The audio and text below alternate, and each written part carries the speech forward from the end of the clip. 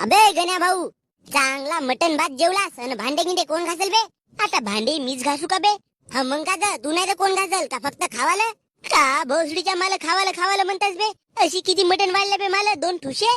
2 kilo mutton मधून तर मला फक्त 2च ठुशे वाढले बे. बाकीचे तर तुम्हीच सपाटल्या. हा तर आम्ही खाऊन नाही तर का बे? 200 रुपये दिलून ना. तू किती दिलास? 20 रुपये? मसालाच 50 रुपयाचा झाला. लाल्याला घास म्हणणं भांडे मी कसं घासू? ऐ गण्या भाऊ, भात भाजी मीनच मांडलो. पाय गण्या भाऊ, त्यानं मटण बनवलं. आता तुझी बारी आहे बरं भांडे घासावाची.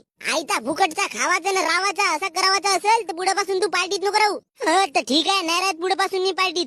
हा तर नको राहू ना, पण आता पहिले भांडे घास तू, मग जा खोडी जाऊ मरतेस तर. अबे तर मला आता पुढेपासून पार्टीतच नसे रावायचं तर आता काय भांडे घासू बे मी? तुझ्या कानाखाली 2 शकतो गण्या भाऊ. म्हणजे आता नुसते भांडे नाही घासलो म्हणून तू मला 2 मारशील? मी 2 मारतो, 4 होऊन जातात घे. आता मला राग घेऊन आला ना तर काही नाही, या भांड्यासकट तुझ्या घरचे भांडे घासतो.